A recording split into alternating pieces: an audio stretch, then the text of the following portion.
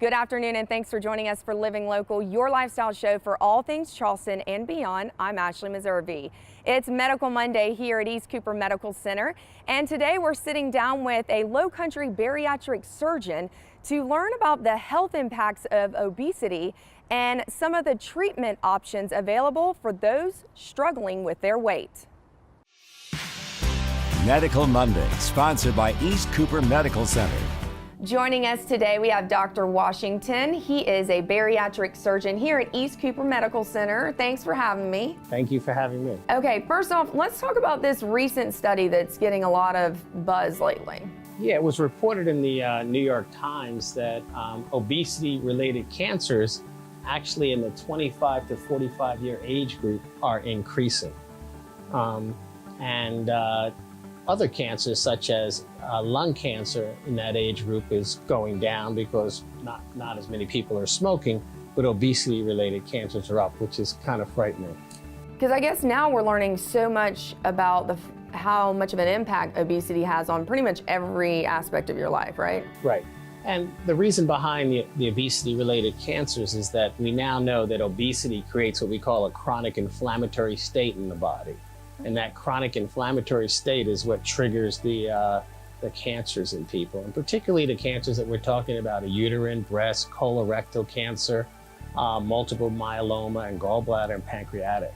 Oh, wow. So those are increasing in the younger population, which is a little scary. Which they're all contributing to the obesity epidemic. Okay, let's talk about obesity and what impact it has on mental health and just physical activity and things like that. Well, we always say that obesity affects everything from the top of your head to the tips of your toes, and we are truly in an epidemic because this is 1985 in the United States, and you can see here that obesity rates in the United States in 1985 were in the range of 10 to 15%, and many states had no obesity issues.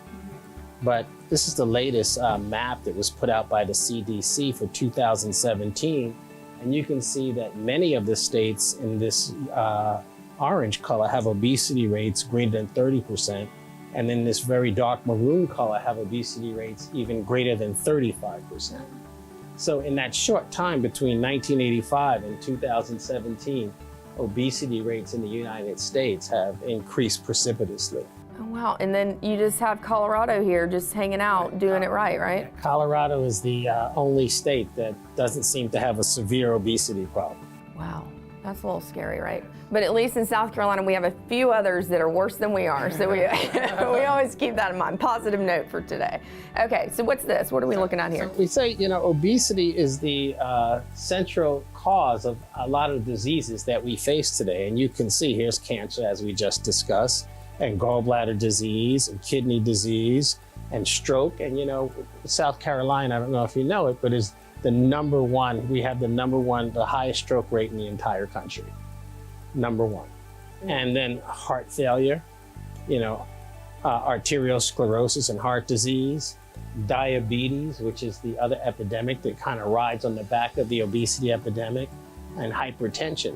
So we treat all of these diseases very well, but the central cause of many of these diseases we sometimes overlook. It always comes back to obesity, right?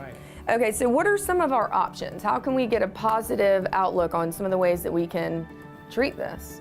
Well, there are, typically diet and exercise, was the treatment of choice. And probably diet and exercise is probably a good choice for those that are not severely or what we call morbidly obese.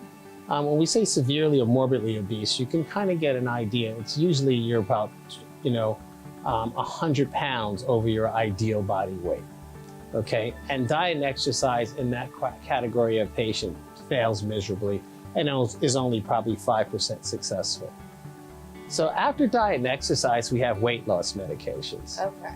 And weight loss medications, there's a new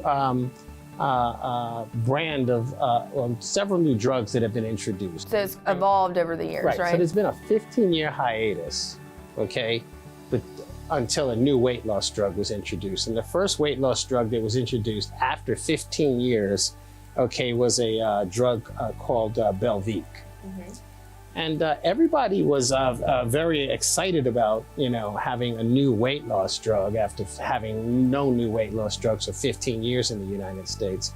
But what I have to remind everybody about the newer weight loss drugs, Belviq, Contrave, Qsymia, when you looked at the FDA trials of the weight loss drugs, they only had modest improvement in weight loss. Like for instance, here it shows the control group, and they lost about 5 pounds, and the people on Belviq lost about 12 pounds. Not that much different. So when you're talking about people that are morbidly obese and 100 pounds over their ideal body weight, these weight loss drugs fail miserably. And you say to yourself, well, why did the FDA even approve them if they only had modest benefit? Well, they had, because we didn't have a weight loss drug in 15 years, and they appeared safe. They caused no harm. So if they had just a little bit of benefit, but they were pretty safe, since we had no weight loss drugs, period, for 15 years, the FDA approved a new series of weight loss drugs. But in most people that are severely and morbidly obese, they're not very effective. So could this technically be a good option for someone, let's say they're about to go over the line of being diabetic?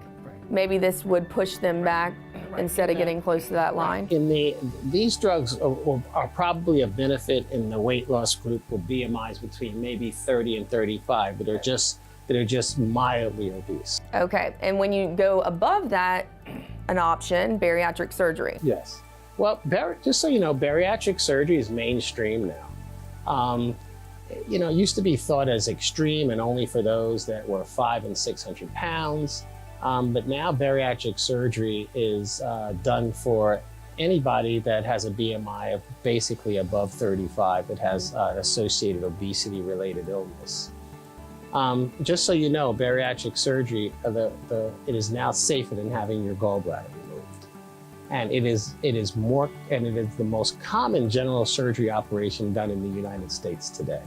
It used to be that gallbladder removal was the most common, and before that, hernia repair was the most common, and now bariatric surgery is the most common. So it is mainstream.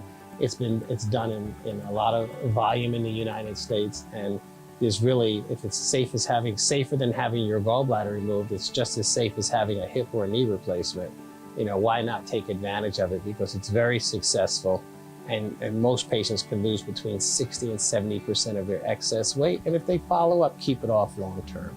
But that still means that people need to do their research and find the right doctor to do it, because just because it's safer than they've ever been before, right? You got to make sure you find the right doc to do it, right? Well, you want to go to someone who actually specializes in it, and this is all I do. I only do bariatric surgery, and you want to go somewhere where they have all of the proper equipment to actually do it, and credentials, right? And credentials to do it. Perfect. Okay, before we go, gastric balloon, what is that? Well, the gastric balloon is something that is new to the United States, having been FDA approved 3 years ago, but not new to the world, having been done probably about 15 years in other places in the world. The FDA in the United States is kind of slow to approve any new product. They really want to make sure that it's safe for the United States, and therefore we're a little slower to approve medical devices than the rest of the world. But it's basically an inflatable balloon. The one that I like to use contains saline, which is just a little bit of salt water. And it's non-surgical, so no incisions. It's put in with an endoscope, and we inflate it with saline, and it takes up space in your stomach and gives you a feeling of fullness and helps you lose weight.